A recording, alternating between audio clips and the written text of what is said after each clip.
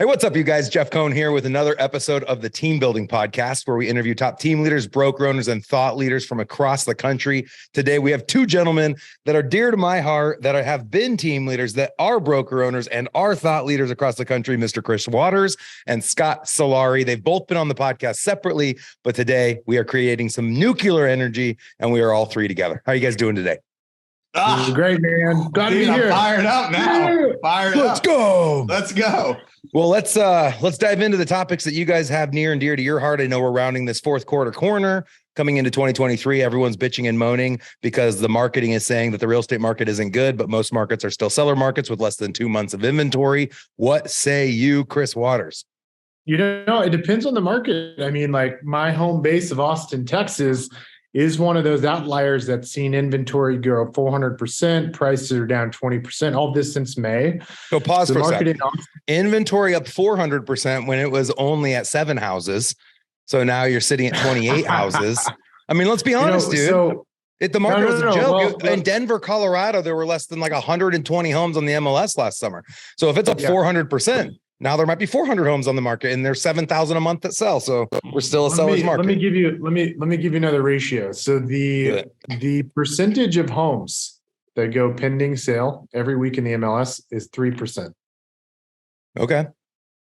So that means there's 33 weeks of inventory. Yep. Because rates are down, buying power. Rates are up, buying power is down. So that's Austin, the issue, Texas, right? Well, yeah. I mean, Austin, Texas is one of those markets where we saw like 70 to 90% appreciation. So affordability is a big issue. Mm-hmm. But, in other markets across Texas, they're doing fine, like Dallas, San Antonio, the ancillary markets in Texas are good. But our home base in Austin, it's definitely getting its butt kicked, like Phoenix. And you guys are, where do you lie on like the top 10 cities? You're up there, right? I'm saying, ask that question one more time. Are you in the top 10 cities in America based on population? I don't know where Austin hits. I think it's in relation. Yeah, I think it's in relation to Austin growth too. Austin is like 2 million people. Okay. And it's booming in terms of growth, right? Dallas as well. Yeah, or it was, right? It was booming, exactly. and Phoenix is always building new homes and building. Like, so you see and Denver was building and new, growing. So you can see those markets, why they're getting hit a little harder, probably. Sure. And I started off with this topic because I'm sick of the bitching and moaning. I was born in 2006. I got my license and I sold 50 homes my first year. And everyone said, oh man, this is going to be a tough market. And then 7, oh man, it's going to be a tough market. 8, 9, 10. And every year my inventory grew. Every year I sold more houses, made more money. And I ignored the messaging because how many houses sold last month in Austin, Texas, Chris Waters? Total number of homes sold last month was 1,200. Okay. So if you had sold 500 of those 1,200, how would you have done? It depends on my commission splits with the agents. Good answer. But this is the point I make to agents that cry. I'm like, okay, in Omaha, we don't get impacted like the western, southern, eastern sides of the United States, but it's been about 1,000 doors a month for the last 10 years, 2,000 sides a month. And agents bitch and moan. I'm like, dude, you're trying to make $100,000 a year. That takes 24 sales. You need to sell 2 houses this month. You don't need to worry about interest rates going up to sell 2 houses. No, I agree 100%. I mean, I think the average agent shouldn't be complaining. I mean, you just need to go out there and get a bigger slice of the pie. Exactly. As you well know, there is a law of diminishing return with the team model. Once you get up to selling, 5, 6, 7, 8, 900 houses. And you got to decide, am I going to flip to being agent count driven versus agent productivity? Mm. And, that requires you to change your splits. Why can't it be both? Just to challenge you. Why can't it be both? What's interesting, man, what's so interesting is I've asked that question so many times, and everybody I know that has done both ends up shutting the brokerage down. Their team ends up making all the profit, makes all the profit, the team does, and the brokerage makes very little. Loss leader to service the ancillaries. Yeah. Yes. So anyways, it just, there's only so many hours in a day, and, they're both very active businesses. They're not like, it's not like owning stock in a company and getting paid a shareholder distribution every quarter. Mm-hmm. So, All right. I think about, I had several meetings with Gary before we chose to go over to Keller Williams and make that our brokerage in Nebraska. And Gary said, it's funny how often so many people go out there and they try to do things differently.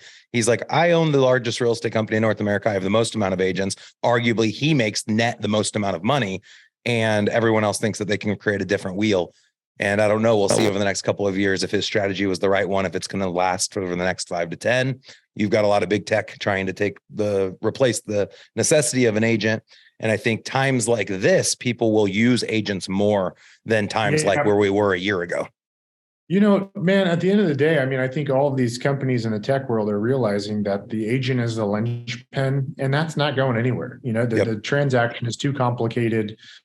You're talking about and one of the big, I feel like I'm preaching the choir here to you guys. It's their biggest asset. They want a human being to talk to as it relates to your biggest asset. And, it's like one thing to trade something or to buy something on Amazon or eBay, that costs $10, $20. But when you only transact as a consumer every 5 to 7 years, you want somebody you can trust at a high degree to create that certainty to make sure you don't screw things up. Yep. Most personality types want that. And for that. And the piggyback onto that, like the reality is most people are very busy in their lives and they don't have time to sit and do all the research, or they're not that personality type to figure it out on their own. They want to be able to rely on someone they can trust to guide them through the process so that they know that they're getting the best situation or the best deal in this big transaction, right? And that's the reality. That's the majority of people. I think that the thing that's been going on in our industry is like you got these people trying to build the all-in-one solution to offer it all to the consumer. And then I think this is where RealSync comes in, right? You like basically pick best in class software applications, get what's RealSync? Scott.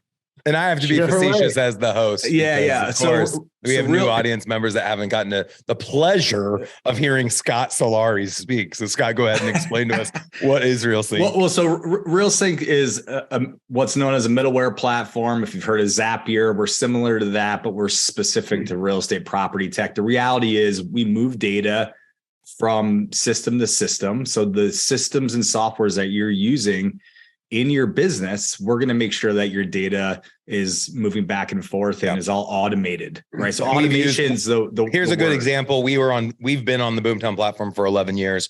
We launched our Sisu platform, and the two weren't integrated at the time. And we had specific things we wanted to transfer from Boomtown to Sisu, and there is an open API. And so we used RealSync to connect those two things.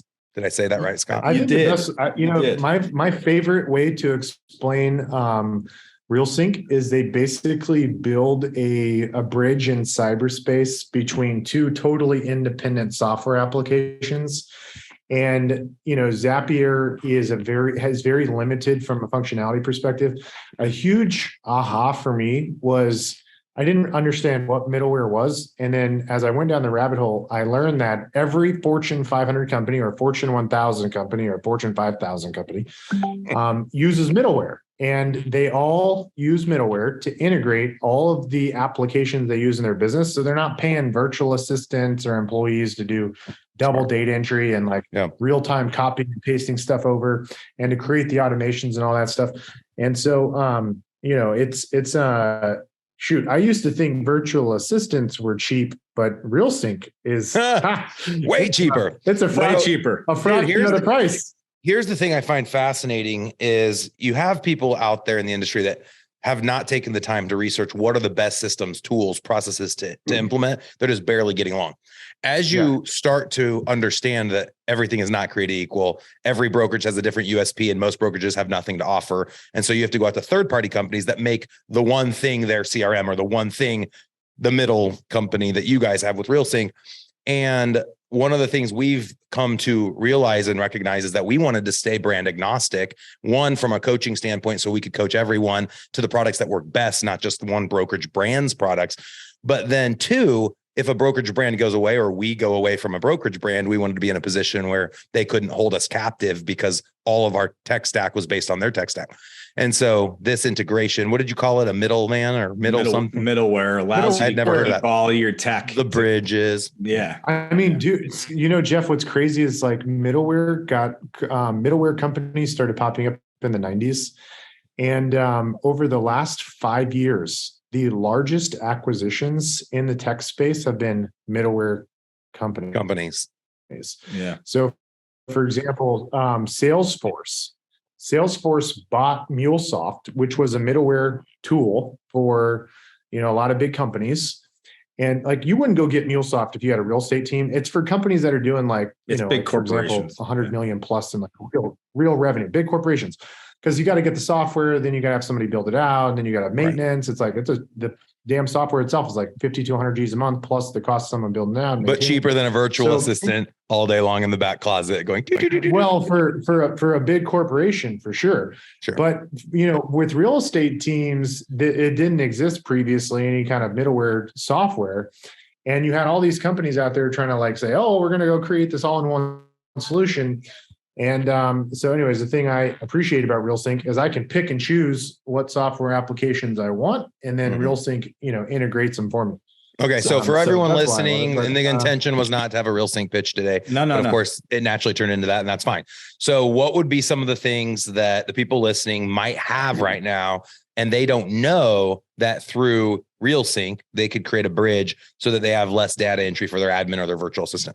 So I'll tell people what I'm using for my real estate team. So like my sign call capture, system, I have integrated with Boomtown. I have Boomtown integrated with Sisu. I have Boomtown integrated with my transaction management platform. I have one of my most favorite. Real quick, what are you using? Do you mind sharing for your transaction management platform? Salesforce. Oh, really? Wow. Okay, keep going. And then I wouldn't recommend that again, but I'm like so far down the rabbit hole, I'm doing it. You're committed. So I don't recommend Salesforce. But another one I'm using is called Fellow, is this iBuyer platform. So you can offer an instant offer solution. So we have Fellow integrated with that was started by Ryan Young from Williams, by the way. They've raised tons of money, backed by the founder of OpCity and a bunch of, anyways, it's really, really cool.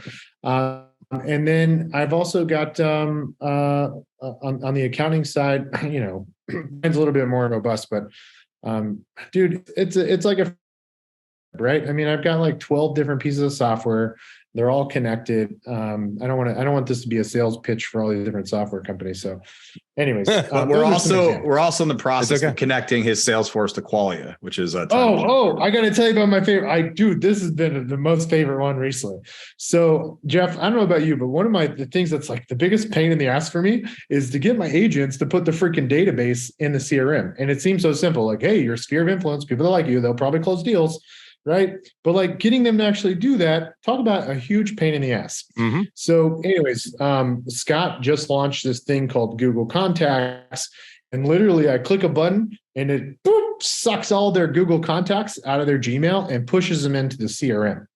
Like, okay, I like that. Like that. And because most people, when they're doing their phone transfers, everything like that, they're housing most of their contacts in Google, is what I've seen.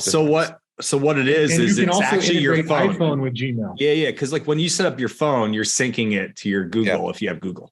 Yep. So dude, you can grow, as soon as you put a contact in your phone, thousands. It shoots into your CRM, which is awesome. So to circle back for what we were talking about initially about how people want to use a real estate agent to do a transaction, like now's the time to be working your database and the people that you've been collecting in your phone, right? So how do you make sure that you get them into your CRM for automation, for welcome emails, for follow-up, tasks, all that stuff? And to circle all the way back, Chris forgot to say that MuleSoft was bought by Salesforce for $6 billion. $6 billion with a B, right? So anyway. And then IBM bought one called Informatica for $5 billion. Yeah. Like these middleware, there's not many companies like solving this problem. But like, dude, when I started using RealSync, I'm like, holy shit, why did my lead volume go up 300% for my signs? Like literally Scott connected my sign call capture system with my CRM. And I'm looking at the Boomtown dashboard. And I'm like, all of a sudden, my over a 30-day window, my lead volume for my sign calls goes up 300%. I'm like, WTF? I've been doing this for 12 years. Went up 300%. How the F did that happen? Right. And I'm like, and I dive into it. I'm like, mother effer. The agents are logging into the sign call capture system. Yep. And when they can't reach the person on the first call, they're not manually going in and typing it into Boomtown. Right. And I was like, damn it. Why didn't I think about that sooner? So I can't even imagine how much money I lost by not putting that in place. We've always ran Google Voice for 10 years. And every time someone calls in on Google Voice, even if someone doesn't pick up, we see the call number and then we add that as a lead. Yep. You're smarter than me. Just got lucky, I guess. So I have a question for you two, because you're both broker team owners, right? Like, do you feel like as we get through the holidays into the early next year that it's actually going to be a better market for your businesses, because a lot of agents are going to X-nay out and you're going to have an opportunity for more market share? It's only, in my opinion, it's only going to get better because a lot of people use the fact that the market's softening as an excuse to not work hard. So from a thought leadership standpoint, if you remind the agents that they only need to sell 24 homes to hit their goal, and if all of your agents, your hundreds of agents, are hitting their 24 units to hit their goals, then your brokerage is going to hit their goals. It's our job to squash the messaging. And I'll even go back, Scott, to your very comment where you said now is the best time than ever to go through your database. I actually think that's bullshit. The best time would have been last year or the year before, when it was a seller's market. Everyone should have been going through, but they're egotistical, self-centered sons and bitches. And for that reason, a lot of agents just sat back and stuck signs in yards saying sold in one day. And then the brokerage stuck a yard sign in that said top real estate agent lives in this house, and everyone patted each other's backs and gave each other awards. And they sold 57 houses and had their best year ever. But had they actually worked hard, they would have sold 5 times that many houses. And it's thought leadership that leads people down that path. And a lot of agents don't choose to follow. Yeah. And just so you know, on the, you asked me this question on the front end about the market, and, it is what it is. The market's not as good as it was. Some markets worse than others, but like, if anything, when the market gets bad, you gotta double your numbers, right? So like 40 contacts as a buyer's agent, for example, typically net like 1 to 2 appointments a week. Well, when there's not as many buyers out there because interest rates double, well, instead of 40 contacts, now you got to be in 80 contacts, which means instead of logging an hour on the phone a day, you got to do 2 hours. Oh my gosh. It's still not 2 hours a day and 127 hours awake per week. You have to spend 10 hours prospecting. What a miserable existence. I know. Can you guys tell I'm a little cynical? I hope I have KW lead agents listening. If I do, come to me and you'll get a $20 Starbucks gift card. Would love to hear that you're listening to the podcast like I've invited you to do. I'm sure no one will come to me, and that's totally fine. Well, they don't want just 1 cup of coffee because that's what it costs now. I know, right? It's true these days. They want 2. Come on, Jeff. And I love your guys' share with everyone listening about the idea of building these middle companies that can make them a big $6 billion exit, because you're literally giving ideas to your future competition. But we also know no one's going to do that either. No one's going to do it. It's too difficult. You know what I've learned? Everything's really hard. Yeah. It's fun, Scott and Chris, going back to our beginnings. I mean, it's been at least 10 years I've known each of you. I remember very vividly, Chris, you and I sitting down with Tim Heil and having some Mexican food in Austin. And we were talking about, I remember, and we were young, dude. It was yesterday. It was yesterday and 10 years ago. I mean, it's you were wild. traveling the country, trying to meet all these successful teams and trying to figure out how to grow trying to figure it out, man. And one of the things I've learned from all of the top people, while it seems simple, when you dig in, it's not. It is complicated. There's lots of politics. There's lots of legalities. Every state's different. Every city's different. Every franchise is different. And so while you hear thought leadership or someone else say how simple it is, it's not. But if you choose to work hard and you follow formulas and patterns and you fail, and borrow money and fail, and you can be successful. And I think that you got to be dumb enough to get punched in the face 99 times. 100%. You have one last final time to find success that, ultimately helps you break through that plateau. One of the things that I've been sharing a lot with my top connections and mastermind group is all of us think that when you hit that 6 billion exit, that's the win. That's not the win. The win is the journey getting to the exit. It's who you have to become to get to the exit. I was actually speaking with a co-friend of ours, Scott, Sam Monreal, He came into Omaha a couple of days ago with his VC firm out of Austin, actually. Yep. And they had a company they were going to be visiting with. And anyways, he and I were just kind of talking about our growth journeys and the things that have impacted us the most so that we could become better humans and be more happy. And what we really have agreed to, and I'm 41, it's not like I figured everything out, but the journey is what makes it fun.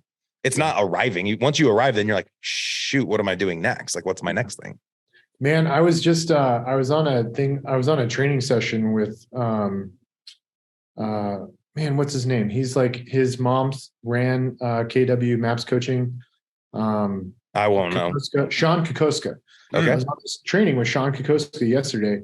So Diana is his mom. I've heard her name a lot. Yeah, Diana. So he's like, tell me about like when you got started. And I said, well, I mean, I remember working on this red IKEA couch, and I would prospect literally like from 7:45 until noon, 5-6 days a week. And then I'd call like for an hour in the evenings. And like the first 6 months, I was terrible. Like I couldn't set one damn appointment, in like a 4 to 5 hour time block. I mean, I was freaking dreadful. And then after 6 months, I was finally like, there's got to be a better way.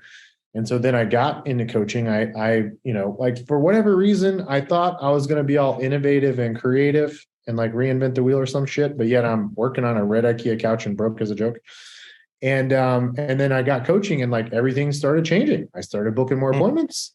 And then I got lots of appointments. I met people face to face, and then I couldn't figure out how to convert anybody. I was like, damn it, I go on 20 appointments. Nobody will sign the damn listing agreement. Yep. Then get more coaching on sales. And then like, again, everything takes off. So man, for real estate, unless you have billions of dollars, like Opendoor and OfferPad, like you're not going to go reinvent the wheel. I don't know if you know this, Jeff, I Googled this one time. NAR was founded in 1908. Like this industry has been around. Dang, man. I didn't know that. I'm sorry you even Googled that. That sounds awful. You must have been really bored. What else have you Googled, Chris? Send me over your history. You don't want to look at that, Jeff. Hey, I'm really just interested in like the history of how the real estate industry has, kind of, how it's grown over the years. Yeah. It's actually quite fascinating when you think about what NAR has done. NAR takes a bunch of shit, but like, they helped create Fannie Mae and Freddie Mac in the government back in the 1920s and 30s. And like, ultimately, like what has become like the lending component of mortgage. That was a big thing for them. Which, by the way, no one really considers this, but we wouldn't be able to help families buy and sell homes if the government wasn't backing these 30-year fixed mortgages, so that we could go make our 6% commission, which is actually being paid to us through the mortgage that they're securing. Yep. No one thinks about it. There's other countries that don't have 30-year fixed. You can't go to Canada and get a 30-year. They have like 5-year or 7-year adjustable rate mortgages. There's no 30-year fixed products. Dude, a lot of countries around the United States don't have like lending like we do. I was like, that's so mind-blowing to me. Yeah.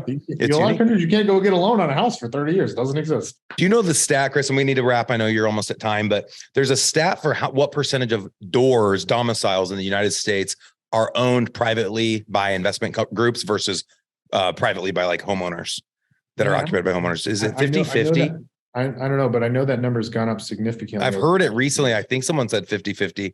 Another interesting stat is that 50% of brokerages I just heard recently are independent and 50% are franchises.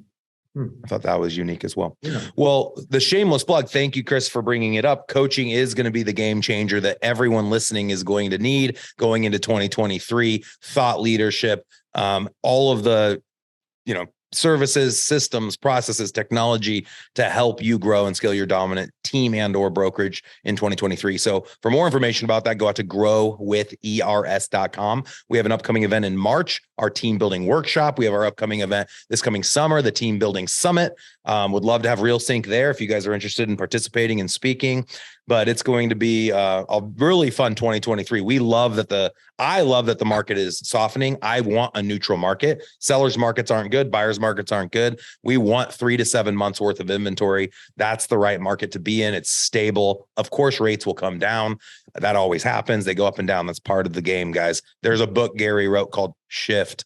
shift explains exactly the economy we're in right now. Don't let the marketing and the media that you see out there tell you that you can't go sell 50 houses or 500 houses and hit your goals. That's all bullshit. And if you want to use that as your excuse to be lazy and play Xbox and eat Taco Bell, then go ahead and do it. I'd love to come join you. Dude, expired listings right now are off the freaking chain. There are so many damn expireds.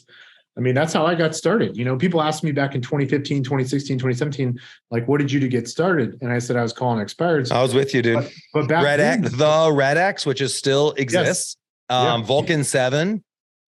Coal Directory is actually based out of Omaha, and they provide a lot of that data to the Red X. But essentially, guys, there's software products out there built to just serve you up on all those expired listings.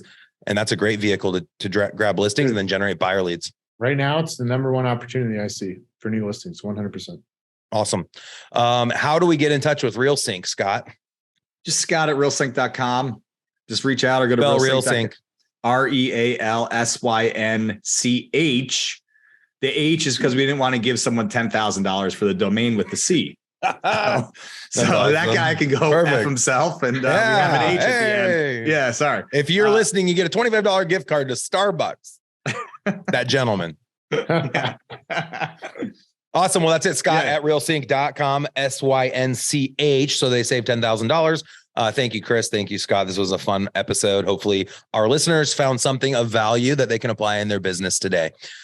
Stay tuned for our next amazing episode. We're going to be interviewing somebody very well known in the industry, Steve Murray. Steve started Real Trends, which people could apply in teams and brokerages, could be in the top 100 or top 500 or top 5,000. I don't know.